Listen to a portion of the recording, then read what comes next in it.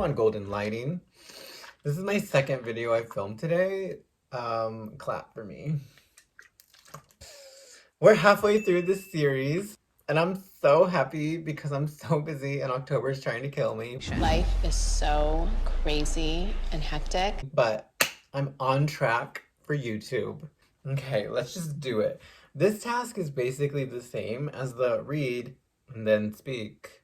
The only difference is that on that task, the information you could see on the little cue card, for this task, you can't see anything. You have to listen to that information.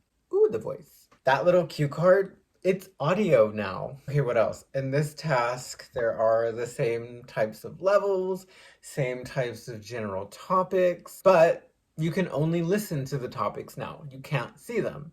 Everything is audio. Here's what it looks like. Same timing, minimum 30 seconds, a maximum 90. You do have 3 plays total, so the first time you hear it and then 2 replays. So use them carefully. Because the structure of this task is basically the same as my last video, I'll just show you some of the example topics and I'll do one level 3. Ugh, my back hurts.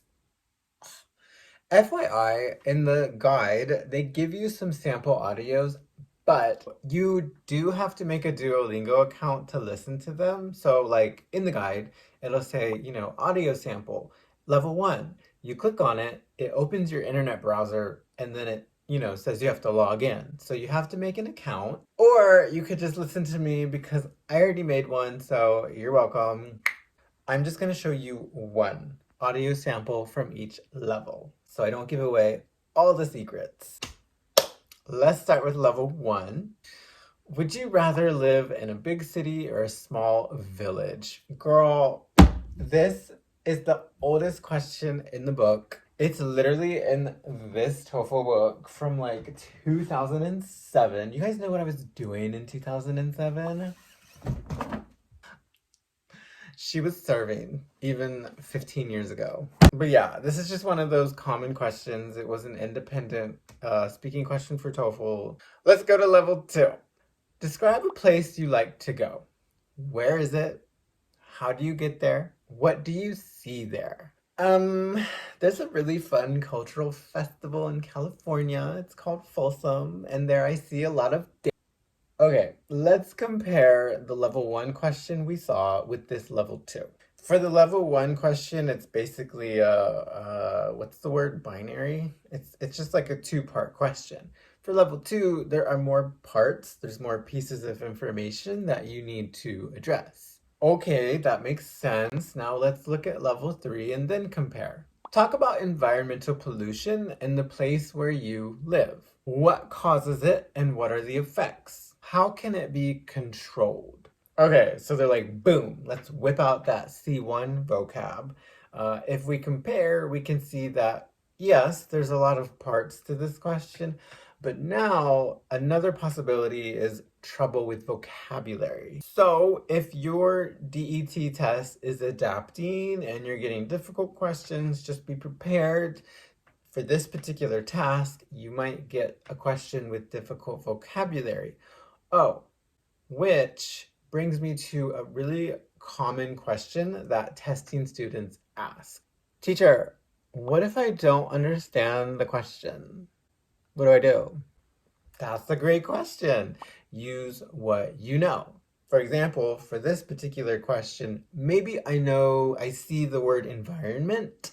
Okay, I know the word environment, but I don't know the word pollution. In that situation, then just talk about the environment. Anything.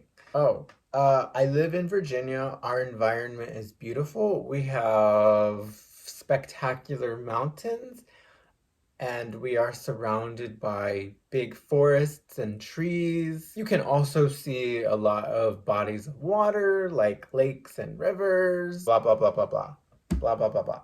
Blah, blah, blah, blah, blah. This is not the best thing to do, okay? This is a survival strategy. Because when you do this, you won't get a good score for content or relevance. But you can still get a good score for the grammar, for the fluency, for the vocabulary, for the pronunciation. See how I'm thinking here about the test? I have to weigh my, what is it, gains and losses? You have to sacrifice some of those content points. But that's much better than staying silent, because if you stay silent, then you get no points. So yeah, I understand. It happens. Students don't understand questions. Take whatever you can from that question. Try to make the slightest connection, because it still needs to connect in some way. And then focus on the other areas of scoring. Focus on the other stuff. And let me repeat that one part. You still need the slightest connection.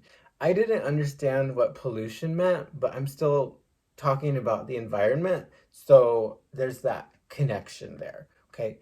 Don't just say, I don't understand pollution. Let me talk about computers and technology and movies and stuff completely unrelated.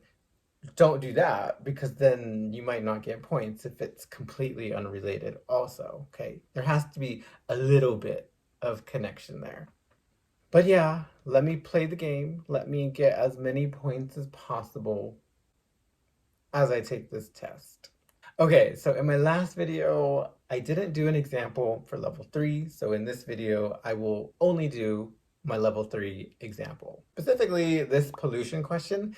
Now, before I do this, let me say, as soon as I saw this question, I was like, crap, because I am in the beautiful mountains of Southern Virginia.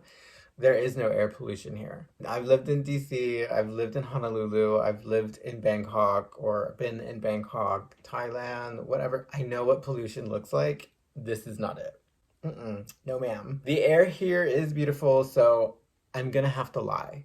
And I'm gonna have to lie big. But here we go. I live in Appalachia in the eastern part of the United States.